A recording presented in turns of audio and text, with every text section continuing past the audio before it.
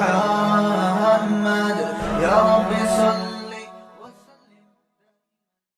بسم اللہ الرحمن الرحیم نحمدہ ونصلی علی رسولہ الکریم۔ سورہ نور کا رکوع نمبر 11 اور سورہ نور کا رکوع نمبر 5 اور 18ویں پارے کا 11واں رکوع چل رہا تھا، اور ہم اس آیت تک پہنچے تھے والذین کفروا اعمالهم کسراب بقیعہ۔ اس آیت سے میں آج تفسیر شروع کروں گا۔ اس سے پہلے والے ایپیسوڈ میں اس سے پہلے والی آیتوں کی تفسیر ہو چکی تھی۔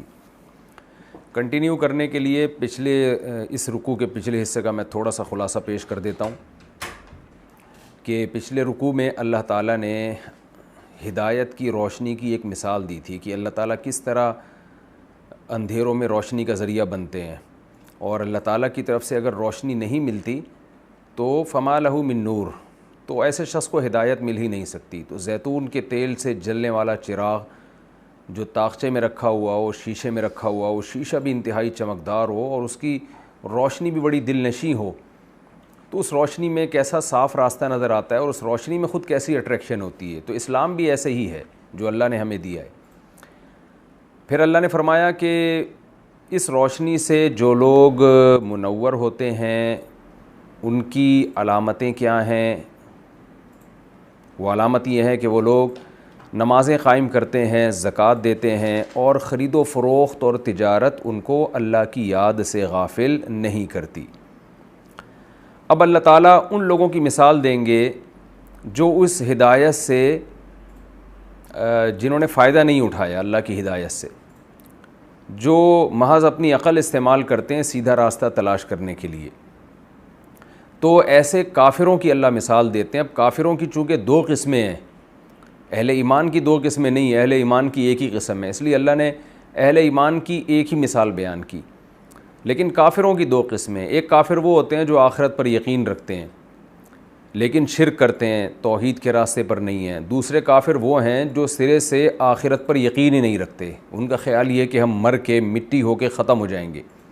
تو دونوں کی الگ الگ مثال دی ہے۔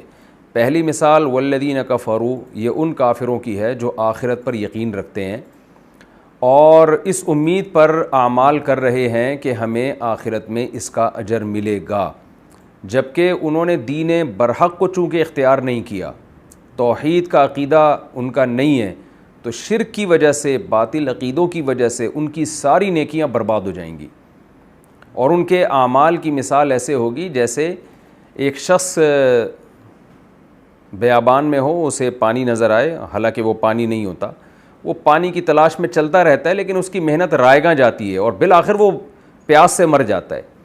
تو اللہ نے بھی کہا کہ کچھ لوگ آخرت پر یقین رکھتے ہیں اور امیدیں لگا کے بیٹھے ہیں کہ ہم یہ اچھے عمل کر رہے ہیں تو ہمیں آخرت میں بڑا اجر ملے گا، لیکن وہ اس عمل کے پیچھے یعنی اس کے اجر کے پیچھے بھاگتے رہیں گے، لیکن جب آخرت قائم ہوگی تو پتہ چلے گا یہ ایک سراب تھا، یہ کچھ بھی نہیں ہے، سب برباد ہو گیا، کیونکہ شرک اتنی بڑی برائی ہے کہ وہ ساری نیکیوں کو کھا جاتی ہے۔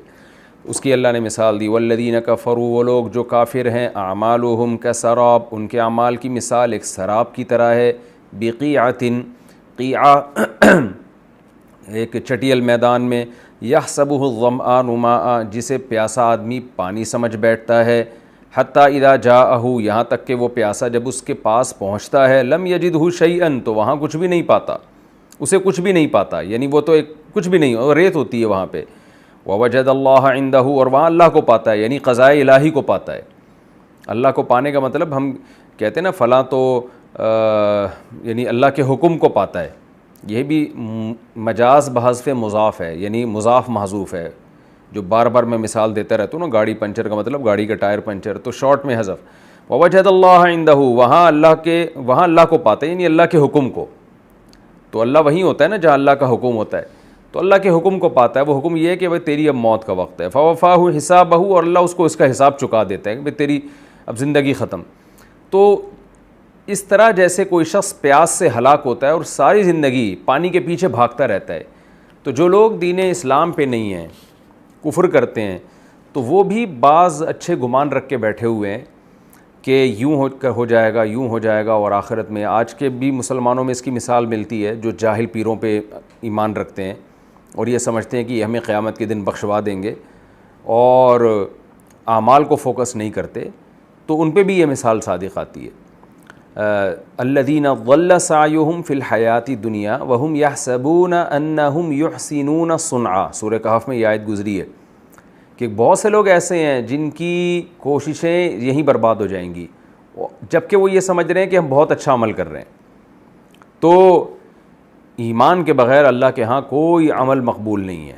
تو غیر مسلم جتنا بھی اچھا عمل کر لے آخرت میں ایسا ہی ہوگا کہ ایک چیز کے پیچھے بھاگ رہا ہے, اور جب وہاں جائے گا دیکھے گا بھائی میرے تو صدقہ خیرات اور جو میں نے لوگوں سے اچھا سلوک کیا اللہ کے ہاں تو اس کی کوئی ویلیو ہی نہیں ہے.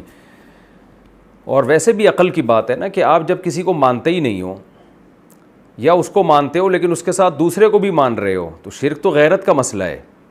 آپ سربراہ کو کہتے ہو کہ آپ بھی سربراہ ہو وہ بھی سربراہ ہے, تو غیرت مند سربراہ کہے گا پھر وہی تیرا سربراہ ہے, میں تھوڑی ہوں پھر. تو یہاں بھی یہی مسئلہ ہے کہ اتنا بڑا جرم جب کر لیا تو پھر وہ مثال اس کی ایک سراب کی طرح ہے. اور راکھ کے ڈھیر سے اللہ نے کہیں اس کو تعبیر کیا کہ راکھ کا ڈھیر جو ہے بہت بڑا پہاڑ ہوتا ہے لیکن وزن کچھ بھی نہیں ہوتا اس میں. واللہ سریع الحساب, اللہ بہت جلد حساب لینے والا ہے. او کظلمات, یا کافر کی مثال اس سے بھی زیادہ سخت ہے. یہ اس کافر کی اب مثال دی جا رہی ہے جو اس سے بھی بڑا مجرم ہے, اس کی تو بڑی زبردست مثال دی اللہ نے, اور آج کے غیر مسلموں پر یہ بہترین طریقے سے صادق آتی ہے.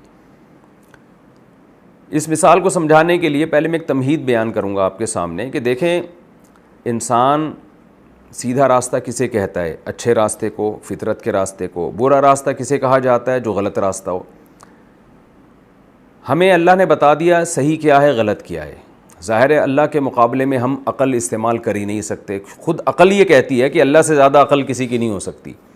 تو ہماری عقل نے بھی ہمیں بتا دیا کہ بھئی جب اللہ کہہ رہا ہے تو یہ ٹھیک ہے یہ غلط ہے. لیکن اگر آپ اللہ کو درمیان سے نکال دیں, اسلام کو نکال دیں, تو آپ کے پاس کوئی کرائٹیریا, کوئی معیار بچتا ہی نہیں ہے صحیح کو صحیح کہنے کا, غلط کو غلط کہنے کا. پھر آپ بھٹکتے رہیں گے, یعنی پھر آپ بڑے سے بڑے جرم کو بھی حلال کر لیں گے. میں بار بار مثال دیتا ہوں نا کہ دنیا نے جو ہمیں اچھائی اور برائی سکھائی ہے نا, بتائی ہے, وہ اپنے مفاد کو سامنے رکھے. آج جو بڑی طاقتیں ہم پہ حکومت کر رہی ہیں انہوں نے اچھائی اور برائی کو جو ایکسپلین کیا ہے نا, تو اچھائی برائی میں یہ چیز شامل کی ہے کہ ان کے مفاد میں کوئی چیز جاتی ہو, ان کے مفاد سے نہ ٹکراتی ہو. تو انسان جب قانون سازی کرتا ہے اپنے مفاد کو سامنے رکھ کے فیصلے کرتا ہے. وہ حقیقی اچھائی کو اچھائی نہیں کہہ سکتا, وہ حقیقی برائی کو برائی نہیں کہہ سکتا.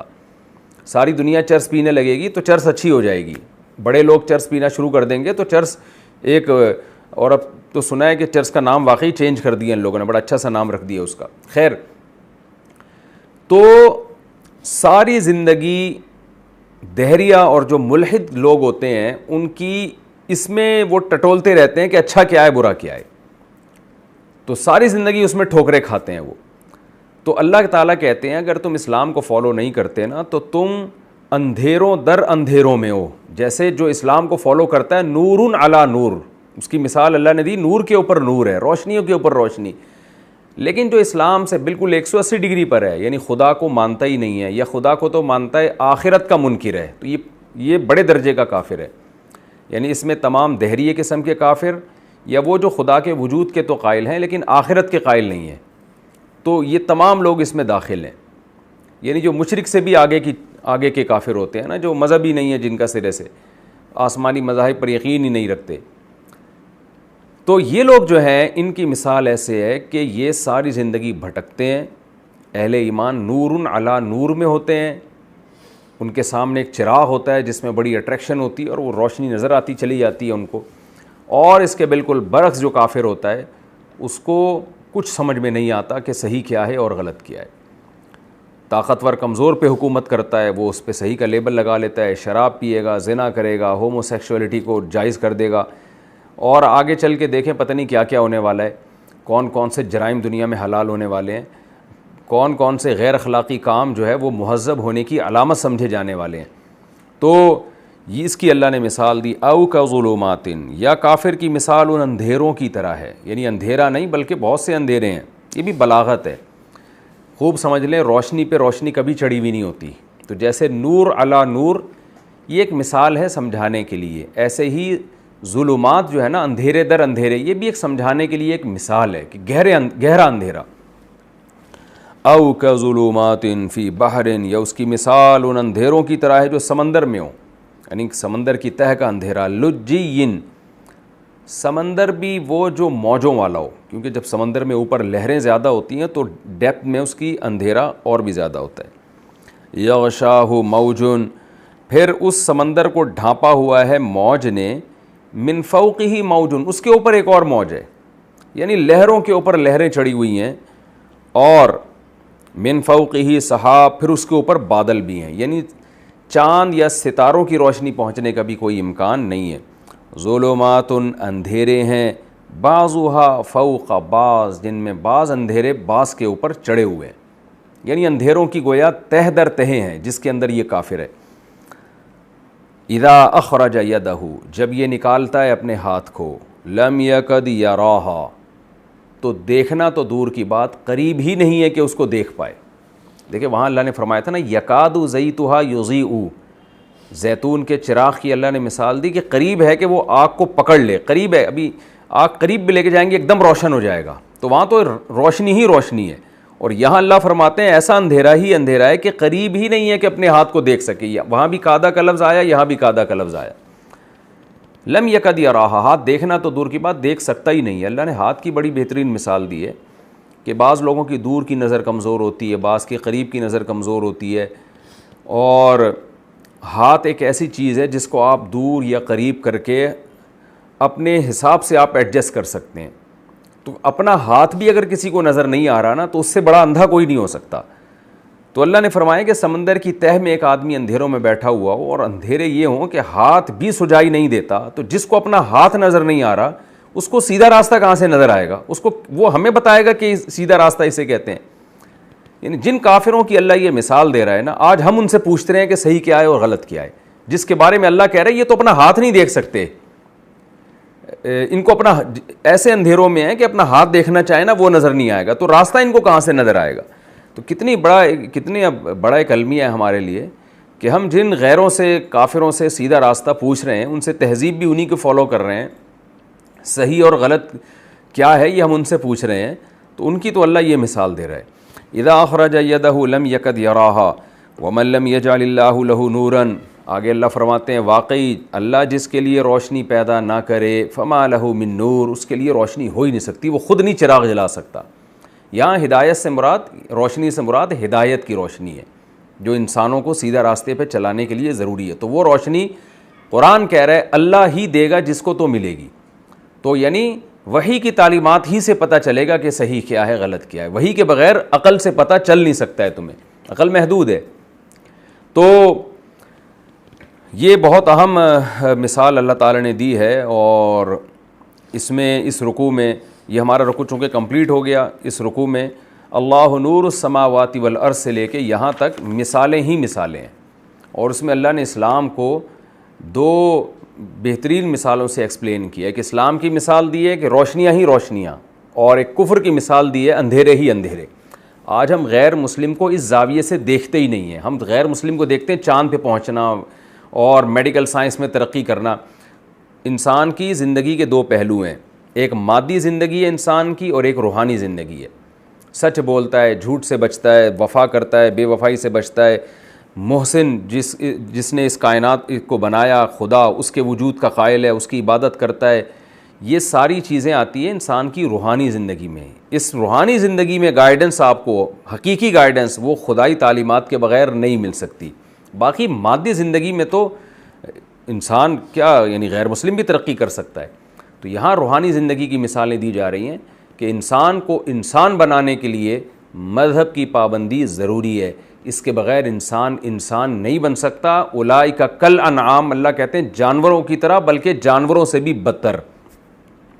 تو 3 پیس سوٹ اور ٹائی سے نہیں پتہ چلتا کہ یہ انسان ہے یا حیوان، حرکتوں سے پتہ چلتا ہے کہ یہ انسان ہے یا جانوروں سے بدتر زندگی گزار رہا ہے۔ یہ ہمارا رکوع الحمدللہ کمپلیٹ ہو گیا۔ اب ہم اگلے رکوع کی طرف چلتے ہیں، سورہ نور کا رکوع نمبر 6 اور 18ویں پارے کا رکوع نمبر 12۔ حسب معمول اس رکوع کا بھی مختصر لفظی ترجمہ ہوگا، مختصر گرامر کے ساتھ، پھر انشاءاللہ اس کی تفسیر ہوگی۔ بسم اللہ الرحمن الرحیم۔ الم تری ان اللہ، اے مخاطب کیا تو نے دیکھا نہیں کہ اللہ تعالیٰ یسبح لہ، پاکی بیان کرتا ہے اس کے لیے یا پاکی بیان کرتی ہے اس کے لیے من وہ مخلوق فی السماوات والارض جو آسمانوں میں اور جو زمین میں، والطیر اسی طرح پرندے بھی اللہ کی تسبیح بیان کرتے ہیں، صافات پروں کو پھیلائے ہوئے۔ صفہ یا صفو کا معنی صف بستہ ہونا بھی ہوتا ہے، جیسے وہ صافات صفن ہے نا قرآن مجید میں، ان فرشتوں کی قسم جو صف بستہ ہوتے ہیں، اور صف کا معنی پھیلانا بھی ہوتا ہے کیونکہ صف بھی پھیلی ہوئی ہوتی ہے۔ تو یہاں عام طور پہ ترجمہ جو کیا جاتا ہے وہ طیر الصافات، وہ پرندے جو پروں کو پھیلائے ہوئے ہیں۔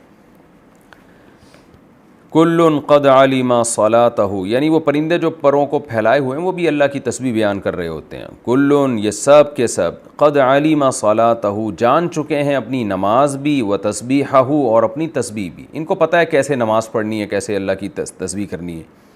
واللہ علیم اللہ جاننے والا ہے بما یفعلون ان کاموں کو جو یہ کرتے ہیں۔ وللہ اور اللہ ہی کے لیے ہے ملک السماوات والارض آسمانوں اور زمین کی بادشاہی، وإلی اللہ المصیر اور اللہ ہی کی طرف لوٹ کر جانا ہے۔ الم ترى اے مخاطب کیا تو نے دیکھا نہیں ہے ان اللہ کہ بے شک اللہ تعالیٰ نے یزجی سحاباً وہ بادلوں کو دھکیلتا ہے، ازجا یزجی کا معنی ہانکنا دھکیلنا، وہ بادلوں کو دھکیلتا ہے، ثم یؤلف بینہ پھر اس بادل کو ملاتا ہے، یعنی بادلوں کے ضمیر ہو واحد کی ضمیر ہے، مراد بادلوں کا مجموعہ، ان کو آپس میں مرج کرتا ہے۔ الف بینہ کا معنی ہوتا ہے کسی چیز کو ملانا، قرآن میں ہے نا الف بینہم، اللہ نے تمہارے دلوں کو ملا دیا، تمہیں آپس میں ملا دیا، تو ثم یؤلف بینہم پھر ان بادلوں کو اکٹھا کر کے ملا دیتا ہے، ثم یجعلہ رکاماً پھر اس بادل کو رکام کہتے ہیں تہ بتہ کسی چیز کو کرنا، تو یجعلہ پھر اس بادلوں کو یعنی بادل کے مجموعے کو کر دیتا ہے رکاماً تہ بتہ، یعنی بادل پہ بادل چڑھنا شروع ہو جاتے ہیں، ایک گٹھی بن جاتی ہے بادلوں کی۔ فتر الودق پھر تو دیکھتا ہے بارش کو، ودق عربی میں بارش کو کہتے ہیں۔ فتر الودق اے مخاطب تو دیکھتا ہے بارش کو، یخرج من خلالہ اس کے بیچ سے نکلتی ہے، وَيُنَزِّلُ مِنَ السَّمَاءِ اور برساتا ہے آسمان سے، یہاں آسمان سے مراد بادل ہے، کیونکہ آسمان کا جو لفظ ہے نا عربی میں کُلُّ مَا عَلَاكَ فَهُوَ سَمَاءٌ، جو چیز بھی آپ کے اوپر ہے اس کو عرب آسمان کہا کرتے تھے۔ ثُمَّ وَيُنَزِّلُ مِنَ السَّمَاءِ اور برساتا ہے بادلوں سے یا آسمان سے، من جبال یعنی بڑے بڑے بادلوں سے، جبل پہاڑ کو یہاں مراد بڑے بڑے بادل، اور جبال اس کی جمع، تو بڑے بڑے بادلوں سے یعنی ان کے کچھ حصے سے برساتا ہے، من جبال فیہا اس آسمان میں، من بردن اولے، برد عربی میں سردی کو بھی کہتے ہیں اولوں کو بھی کہتے ہیں، یہاں اولے مراد ہیں۔ دوبارہ ترجمہ کر دیتا ہوں، ثم وَيُنَزِّلُ مِنَ السَّمَاءِ اور برساتا ہے آسمان سے، من جبال یعنی بڑے بڑے بادلوں سے، فیہا من بردن من جبال فیہا ایسے پہاڑوں سے جو اس آسمان میں ہیں، من بردن یعنی اولے، من کا ترجمہ میں نے بتایا تھا نا یعنی سے بھی ہوتا ہے، یہ من بیانیہ کہلاتا ہے، اولے برساتا ہے، فَيُصِيبُ بِهِ پھر ان اولوں کو پہنچا دیتا ہے، مَن يَشَاءُ جس کو چاہتا ہے، یعنی ان اولوں کے ذریعے ہلاک کر دیتا ہے جس کو چاہتا ہے۔ اصابہ یصیبو کا معنی پہنچانا، لیکن اکثر یہ نقصان کے معنی میں استعمال ہوتا ہے، مصیبت کو مصیبت اس لیے کہتے ہیں پہنچنے والی ہوتی ہے نا وہ، تو جس کو چاہتا ہے نقصان پہنچا دیتا ہے، وَيَصْرِفُهُ اور جس کو چاہتا ہے، اور يَصْرِفُهُ ان اولوں کو ہٹا دیتا ہے، عن من یشاء ہر اس شخص سے جس کو اللہ چاہتا ہے، یعنی جس کو چاہتا ہے اللہ بچا لیتا ہے، اولے ہٹا دیتا ہے، اور جس کو چاہتا ہے اولے گرا کے تباہ و برباد کر دیتا ہے۔ یکاد سنا برقہ سنا کہتے ہیں روشنی کو، برق بجلی کو، یکاد سنا برقہ قریب ہے کہ اس کی بجلی کی جو چمک ہے، یکادو یہ کئی بار آ چکا ہے نا، قریب ہے، یذہب بالابصار وہ نگاہوں کو لے جائے، یعنی جب آسمان میں بجلی چمکتی ہے تو بعض دفعہ ایسی کڑاکے دار بجلی ہوتی ہے، قریب ہے کہ وہ آپ کو اندھا کر دے، یعنی اس کی طرف آپ دیکھتے ہیں تو اتنی زور کی بجلی ہوتی ہے کہ ایسا لگتا ہے کہ گویا کہ آنکھوں کی بینائی لے جائے گی۔ یقلب اللہ اللیل والنہار اللہ الٹتا پلٹتا رہتا ہے دن اور رات کو، ان فی ذلک لعبرۃ بے شک اس میں عبرت ہے، لأولی الابصار نگاہ والوں کے لیے، یعنی جو اللہ کی قدرت دیکھ رہے ہیں ان کے لیے۔ واللہ خلق کل دابۃ، اللہ نے پیدا کیا ہے ہر دابہ کو. دابہ اصل میں دبہ یا دبو کا معنی ہوتا ہے زمین پہ چلنا. تو دبابہ عربی میں بائک کو بھی کہتے ہیں، موٹر سائیکل کو، لیکن یہاں اور مخلوق کے معنی میں ہے، کیونکہ دابہ عربی میں بہت کثرت سے ہر قسم کی مخلوق کے معنی میں استعمال بھی ہوتا ہے، چاہے وہ زمین پہ رینگتے ہوں، چلتے ہوں یا ٹھہرے رہتے ہوں. تو جیسے قرآن میں آتا ہے نا وما من دابۃ الا علی اللہ رزقها، جتنی بھی مخلوق ہے سب کا رزق اللہ کے ذمے ہے. تو وہاں علی الاطلاق مخلوق کے معنی میں، تو یہاں بھی مخلوق سے مراد جاندار مخلوق. واللہ خلق کل دابۃ من ماء، اللہ نے پیدا کیا ہے ہر جاندار مخلوق کو پانی سے. فمنہم، پس اس مخلوق میں، من ایسی بھی مخلوق ہے، یمشی علی بطنہ، جو اپنے پیٹ کے بل چلتے ہیں. ومنہم، اور اس میں ایسی مخلوق بھی ہے، من یمشی علی رجلین، جو دو پاؤں پہ چلتے ہیں. ومنہم من یمشی علی اربع، اور ان میں ایسے بھی ہیں جو چار پاؤں پہ چل رہے ہوتے ہیں. یخلق اللہ ما یشاء، پیدا کرتا ہے جو چاہتا ہے. ان اللہ علی کل شیء قدیر، بے شک اللہ ہر چیز پر قدرت رکھتا ہے. لقد انزلنا آیات مبینات، تحقیق نازل کر دی ہیں ہم نے کھول کھول کر بیان کرنے والی آیتیں. واللہ یہدی من یشاء، اور اللہ ہدایت دیتا ہے جس کو چاہتا ہے، الی صراط مستقیم، سیدھے راستے کی طرف. ویقولون، اور یہ لوگ کہتے ہیں، آمنا باللہ وبالرسول، کہ ہم اللہ پر اس کے رسول پر ایمان لائے. واطعنا، اور ہم نے اطاعت بھی کی ہے. ثم یتولی، لیکن پھر اس کے بعد پیٹ پھیرتا ہے. فریق منہم، ان میں سے ایک فریق. من بعد ذلک، یہ سب کچھ کے بعد، یعنی اتنا زبردست اقرار کرنے کے بعد بھی وہ پیٹ پھیر لیتا ہے. وما اولئک بالمؤمنین، نہیں ہیں یہ لوگ ایمان والے. واذا دعوا، دعوا اصل میں دعوا تھا کہ جب ان کو پکارا جاتا ہے، الی اللہ ورسولہ، اللہ کی طرف اور اس کے رسول کی طرف، لیحکم بینہم، تاکہ اللہ اس کے رسول ان کے درمیان فیصلہ کریں. اذا فریق، اچانک ایک فریق، منہم، ان میں سے، معرضون، اعراض کرنے لگتا ہے. وَإِن یکن، اور اگر ہو، کانا یکونو کا معنی ہونا، وَإِن یکن، اور اگر ہو، لہم الحق، حق ان کے لیے، یعنی ان کے فیور میں جا رہا ہو. یأتوا الیہ، تو یہ نبی کے پاس آتے ہیں، مذعنین، اذعن یذعن اذعانا، گردن جھکانا، تھوڑی جھکانا، تو گردنیں جھکاتے ہوئے آ جاتے ہیں، فرما بردار بن کے آ جاتے ہیں. افی قلوبہم مرض، کیا ان کے دلوں میں مرض ہے، بیماری ہے. امیر تابو، اصل میں تھا ارتیبو، ریب سے نکلا ہے، شک کو کہتے ہیں. یا یہ لوگ شک کرتے ہیں. ام یخافون، یا ان کو خوف ہے، ان یحیف اللہ علیہم ورسولہ، کہ ظلم کرے گا اللہ ان کے اوپر اور اس کے رسول. حاف یحیف، ظلم کرنا. بل اولئک هم الظالمون، نہ بلکہ اصل میں یہی لوگ ظالم ہیں. یہ مختصر لفظی ترجمہ ہو گیا جی. اب ہم رکوع نمبر 6 اور 12 کی تفسیر شروع کرتے ہیں. الم تر ان اللہ یسبح لہ من فی السماوات والارض. اس سے پہلے رکوع میں اللہ تعالیٰ نے مثالیں دی تھیں کہ اللہ ہدایت کا نور ہے اور کافر اندھیروں میں ڈوبا ہوا ہے. تو اسی نور کی، کیونکہ ہدایت کا نور کا مطلب دلائل قائم کرتا ہے اللہ تعالیٰ، جس سے سیدھا راستہ واضح نظر آتا ہے. تو انہی دلائل میں سے اللہ نے اپنی قدرت کے دلائل دیے کہ کیا تم یہ دیکھتے نہیں ہو، ان اللہ یسبح لہ من فی السماوات والارض، زمین اور آسمان میں جتنی بھی مخلوقات ہیں وہ سب اللہ کی پاکی بیان کر رہے ہیں. یہ پاکی بزبان حال بھی اور بزبان قال بھی. بزبان قال کا مطلب آگے آ رہا ہے، کل قد علم صلاتہ و تسبیحہ، سب کو پتہ ہے کیسے نماز انہوں نے پڑھنی ہے اور کیسے اللہ کی تسبیح کرنی ہے، یعنی کیسے عبادت کرنی ہے. یہاں نماز کنایہ ہے عبادت سے. تو ہر مخلوق اللہ کی حمد و ثنا کر رہی ہے اور اس کی جیسی کی شان ہے، اس کی ڈیٹیل ہمیں معلوم نہیں ہے. جب اللہ نے کہہ دیا کہ تمہیں معلوم نہیں ہے، دوسرے مقام پر آتا ہے وَلَٰكِن لَا تَفْقَهُونَ تَسْبِيحَهُمْ، قرآن میں دوسرے مقام پر، کہ تم ان کی تسبیح نہیں سمجھ سکتے. تو ہم میں وہ صلاحیت ہی نہیں ہے کہ ان کی تسبیحات کو ہم سمجھ سکیں. جیسے چیونٹیوں کے کلام کو سمجھا سلیمان علیہ السلام نے، تو اب وہ کیسے بات کرتی ہے، کیسے وہ اپنا پیغام دوسروں تک پہنچاتی ہیں، ہمیں اس کا علم نہیں ہے. تو لیکن اللہ فرماتے ہیں کہ وہ بزبان قال بھی اور بزبان حال. بزبان حال کا مطلب کہ ان کو دیکھ کے پتہ چلتا ہے کہ یہ بزبان حال اللہ کی حمد و ثنا کر رہے ہیں، یعنی بتا رہے ہیں کہ ہمیں جس نے پیدا کیا ہے وہ علی کل شیء قدیر ہے، اور ہم خود بخود پیدا ہو نہیں سکتے. اتنے خوبصورت نظام اور اتنی زبردست مخلوق ہر مخلوق میں اللہ کی قدرت کے بے شمار دلائل ہیں، تو یہ آٹومیٹیکلی خود بخود نہیں ہو سکتا یہ. تو اس لیے اللہ فرماتے ہیں مخاطب کیا تو دیکھتا نہیں ہے کہ اللہ تعالیٰ کی تسبیح بیان کرتی ہے ہر وہ مخلوق جو آسمانوں میں اور زمین میں، اور پرندے بھی صف بستہ، یا پرندے بھی جو پر پھیلائے ہوئے ہوتے ہیں، یعنی پرندوں کا خاص الگ سے ذکر کیا.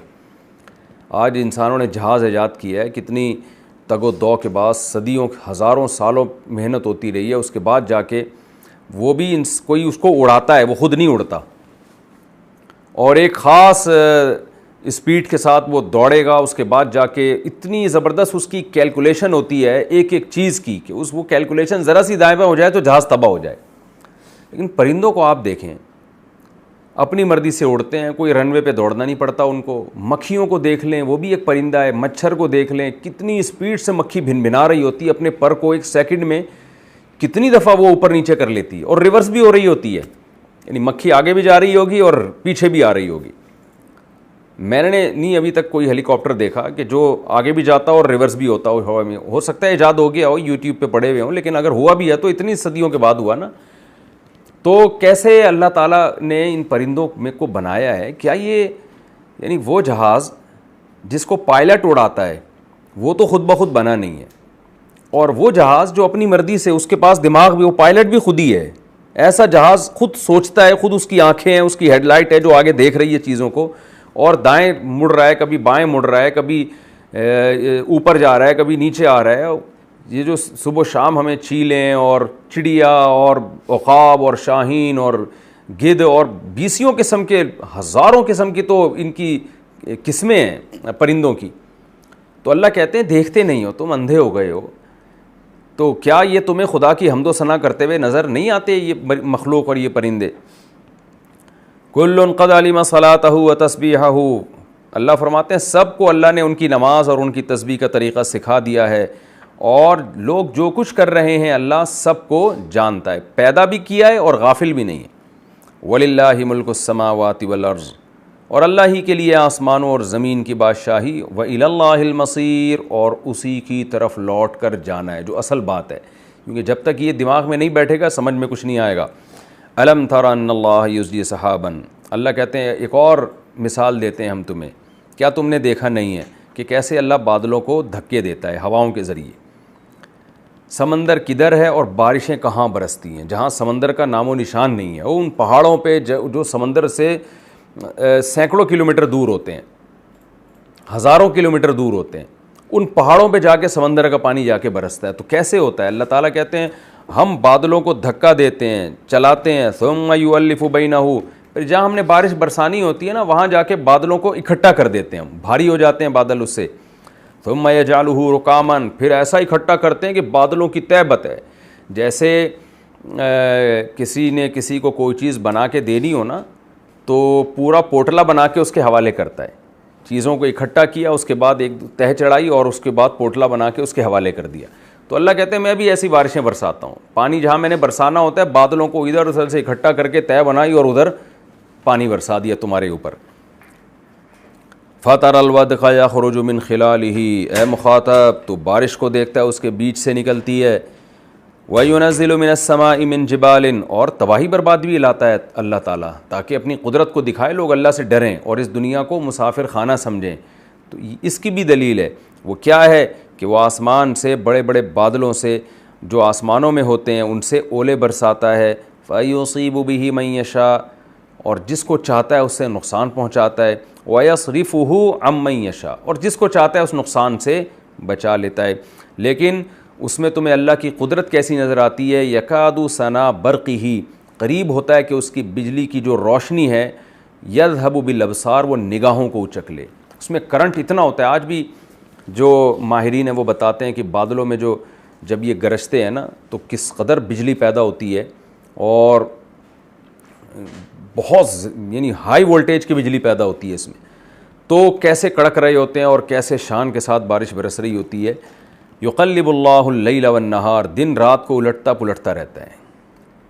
یعنی زمین کو گھما دے گا، دن آ جائے گا، پھر رات آ جائے گی. تو کیسے اس کے ہاتھ میں یہ دن اور رات کھیل رہا ہے، یعنی گویا کہ ان کے ساتھ، یعنی کھیلنے کا مطلب پورے اختیارات ہیں اس کو کہ دن اور رات کو کیسے آرام سے الٹتا پلٹتا رہتا ہے.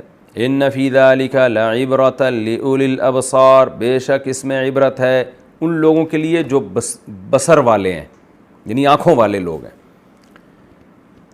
کیا مطلب؟ جو صبح و شام بارش پہ تحقیقات کر رہے ہیں اور بارش کے بارے میں رپورٹیں پیش کر رہے ہیں، اللہ ان کو اندھا کہتا ہے، ان کو بصر والا نہیں کہتا۔ جو بصر والے ہیں وہ تو اس سے دیکھ کر خدا تک پہنچیں گے، عبرت حاصل کریں گے۔ تو اس لیے اللہ کہتے ہیں بصر والوں کے لیے، جو جن کی دل کی آنکھیں کھلی ہوئی ہیں، ان کے لیے اس میں عبرت ہے۔ واللہ خلق کل دابۃ من ماء، آگے ایک اور اللہ نے اپنی قدرت کی دلیل دی کہ آسمان سے پانی برسایا نا میں نے، تو پھر پانی سے دیکھو کیا کیا پیدا کیا ہے۔ ہر قسم کے جاندار کو میں نے پانی سے بنا دیا، اور کتنی قسمیں بنا دیں جانداروں کی۔ آج سائنسدان کہتے ہیں نا، جو ماہر حیوانات ہوتے ہیں، کہ بھئی یہ والا پرندہ جو ہے اس کی چونچ چونکہ ٹیڑھی ہے، تو یہ ٹیڑھی چونچ کی وجہ سے یہ اس قسم کی چیزوں کو آسانی سے کھا لیتا ہے، اور اس کے لیے ٹیڑھی چونچ ہی مناسب تھی، اس لیے یہ زندہ ہے۔ اللہ نے لمبی چونچ والے پیدا کر دیے، تو اللہ تعالیٰ نے 2 ٹانگوں والے پیدا کر دیے، 4 ٹانگوں والے پیدا کر دیے، پیٹ پہ چلنے والے پیدا کر دیے۔ اگر یہ پیٹ کے بل چلنے والے جانور نہ ہوتے نا، تو سائنسدان یہ کہتے کہ جانور کو چلنے کے لیے ٹانگیں ضروری ہیں، اس کے بغیر چل نہیں سکتا۔ اللہ نے کیا کیا؟ بغیر پاؤں والے جانور پیدا کر دیے، جن کی سپیڈ ٹانگوں والے جانوروں سے بھی زیادہ ہوتی ہے، پاؤں والے جانوروں سے بھی زیادہ ہوتی ہے، تو اللہ نے وہ بھی پیدا کر دیے۔ اگر 2 ٹانگوں والے ہوتے تو لوگ کہتے کہ 2 ہی ہونی چاہیے، اللہ نے 4 والے پیدا کر دیے۔ یہ تو ایک مثال ہے کہ 2 والے بھی ہیں، 4 والے بھی ہیں، تو 6 ٹانگوں والے بھی جانور ہوتے ہیں۔ کیکڑے کی دیکھیں آپ، پتہ نہیں 10-12 ٹانگیں ہوتی ہیں۔ تو یعنی اللہ کہتے ہیں کہ میں نے اتنی قسم کی مخلوقات پیدا کی ہیں، تو کس کس کے بارے میں بولو گے کہ یہ اتفاق سے پیدا ہوئی ہیں ساری کی ساری، یہ آٹومیٹیکلی بن گئی ہیں؟ تم تو ایک چیز کو دیکھ کے یہ فیصلہ کرتے ہو کہ یہ اس کی باڈی کے لیے ضروری تھا، اس لیے پیدا ہوا ہے۔ تو اللہ دوسری مخلوق پیدا کر دیتے ہیں، اس کو وہ اعضاء نہیں دیتے جو اس میں ہے، اور بتا دیتے کہ میں اس طرح بھی زندہ رکھ سکتا ہوں۔ مثال کے طور پر ہم کہتے ہیں نا روشنی ضروری ہے جاندار کے لیے، لیکن اللہ نے سمندر کی تہ میں ایسی مچھلیاں پیدا کر دی ہیں جنہوں نے زندگی میں کبھی روشنی دیکھی نہیں ہوتی، اندھیروں میں ہوتی ہیں، ان کو وہاں نظر بھی آ رہا ہوتا ہے، وہ گھوم بھی رہی ہوتی ہیں، وہ سارے کام ان کے وہی ہو رہے ہوتے ہیں جو ان مچھلیوں کے ہیں جن کی آنکھیں اور جو روشنی میں سفر کرتی ہیں۔ تو یہ مطلب ہے اس آیت کا کہ اللہ فرماتے ہیں ہر مخلوق کو پانی سے بنایا، اور پھر ہر طرح کی مخلوق پیدا کر دی میں نے۔ فَمِنْهُم مَّن يَمْشِي عَلَىٰ بَطْنِهِ، دیکھو ان میں کچھ ایسے ہیں جو پیٹ کے بل چلتے ہیں، وَمِنْهُم مَّن يَمْشِي عَلَىٰ رِجْلَيْنِ، کچھ 2 پاؤں پہ چل رہے ہوتے ہیں اور 2 پاؤں پہ اپنے آپ کو سہارا دیا ہوا ہوتا ہے انہوں نے۔ وَمِنْهُم مَّن يَمْشِي عَلَىٰ أَرْبَعٍ، کچھ 4 پاؤں پہ چل رہے ہوتے ہیں۔ يَخْلُقُ اللَّهُ مَا يَشَاءُ، جو چاہتا ہے پیدا کر دیتا ہے، بعد میں تم پھر اس کی لاجک تلاش کرتے رہتے ہو کہ ایکچولی یہ اس کے لیے یہ ضروری تھا اس لیے ہوا ہے، لیکن اللہ تو جس طرح سے چاہے پیدا کر دیتا ہے۔ کیوں؟ ان اللہ علی کل شیء قدیر، بے شک اللہ ہر چیز پر قدرت رکھتا ہے۔ یہ بالکل وہی مثال ہے جو میں اکثر دیتا رہتا ہوں بیانات میں، کہ لوگ کہتے ہیں نا کہ رزق جو ہے وہ بعد میں ملتا ہے، رزق جب ملے گا تو آپ کے اولاد ہونی چاہیے، تو اللہ تو کہتا ہے کہ پہلے اولاد ہوگی تو میں رزق پیدا کر دوں گا، ماں کی چھاتیوں میں دودھ پیدا کر دوں گا۔ تو جو ماں کی چھاتیوں میں دودھ پیدا کر سکتا ہے، تو جس کی عبرت کی آنکھیں کھلی بھی ہوں گی، وہ کہے گا کہ یہ اس کی علامت ہے کہ وہ بچے کی ضرورتوں سے واقف ہے، تو بعد میں بھی وہ ضرورتیں پوری کر سکتا ہے۔ لیکن جو عقل سے اندھے لوگ ہیں نا، جو ظاہر پرست ہیں، وہ یہ کہتے ہیں دودھ ہی پیدا ہو رہا ہے، باقی کچھ نہیں پیدا ہو سکتا۔ تو یہ ہے ایک اس شخص میں جو اللہ پر ایمان رکھتا ہے، جس کی بصیرت کی آنکھیں کھلی ہوئی ہوں اس میں، اور جو عقل کے اندھے ہیں ان کی سوچ میں یہ فرق ہوتا ہے۔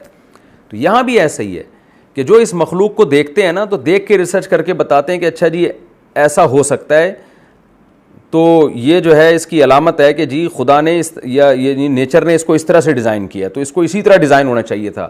تو اللہ بتاتے ہیں کہ بھئی لاکھوں قسمیں میں نے پیدا کر دی ہیں، اس کا مطلب میں جو چاہے کر سکتا ہوں، اس سے یہ استدلال کرو۔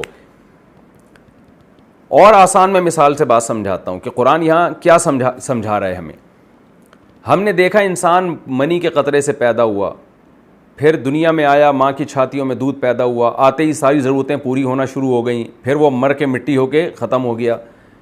تو جو عقل پرست ہوں گے وہ بولیں گے چونکہ ایسا ہوا ہے لہذا ایسا ہو سکتا ہے، اور مر کے دوبارہ زندہ ہوتے ہوئے ہمیں نظر نہیں آ رہے لہذا مر کے دوبارہ زندہ ہم نہیں ہو سکتے۔ لیکن عقل پرست کیا کہے گا؟ بھائی ایسا خود بخود ہو نہیں سکتا، بلکہ کسی نے کیا ہے، تو جس نے یہ کیا ہے وہ موت کے بعد دوبارہ زندہ بھی کر سکتا ہے۔ تو یہ ہے سوچ کا فرق جو ایک ملحد اور ایک مذہب کو فالو کرنے والے شخص کی سوچوں میں فرق ہوتا ہے، اور ان لوگوں کی سوچ میں فرق ہوتا ہے جن کی بصیرت کی آنکھیں کھلی ہیں اور جن کی بصیرت کی آنکھیں اندھی ہیں۔ تو اللہ تعالیٰ کہتے ہیں یہ سب میری قدرت کے کرشمے ہیں، تو جو یہ کر سکتا ہے وہ سب کچھ کر سکتا ہے۔ لہذا اللہ نے اتنے سارے دلائل دینے کے بعد کیا فرمایا؟ ان اللہ علی کل شیء قدیر، بے شک اللہ ہر چیز پر قدرت رکھتا ہے۔ لہذا اگر وہ کہہ رہا ہے کہ میں تمہیں رزق دوں گا تو وہ دے سکتا ہے، وہ کہہ رہا ہے کہ میں تمہیں مصیبتوں سے نکال سکتا ہوں تو نکال سکتا ہے، وہ کہہ رہا ہے کہ میں مٹی کرنے کے بعد دوبارہ زندہ کر سکتا ہوں تو کر سکتا ہے وہ۔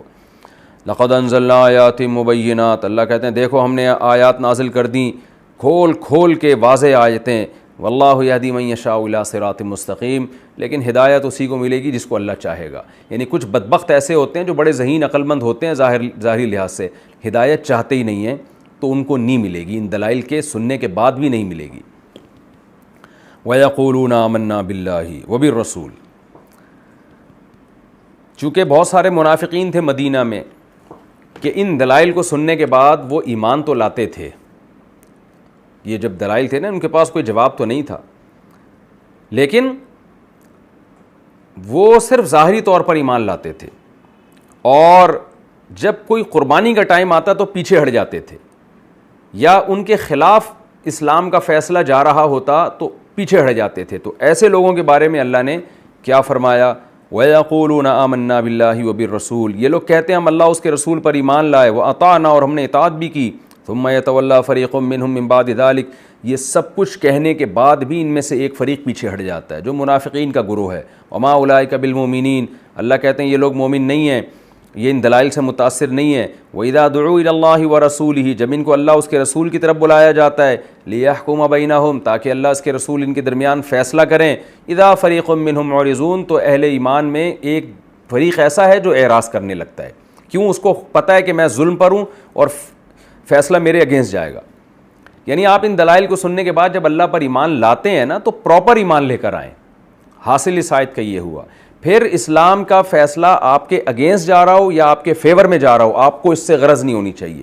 یہ آج کے مسلمانوں پر بھی یہ آیت، یہ تو ہے منافقین کے بارے میں، لیکن آج بھی بہت سارے مسلمان اسی کیٹیگری میں آتے ہیں کہ اسلام کو دل و جان سے مان لیا، اللہ کی قدرت کے دلائل میں غور کر کے اور یقین کر لیا، ایمان لے آئے، لیکن اتنا ہی اسلام اچھا لگتا ہے جو آپ کے فیور میں جا رہا ہو۔ جہاں اسلام آپ کے اگینسٹ جا رہا ہوتا ہے تو آپ کو اچھا نہیں لگ رہا ہوتا وہ۔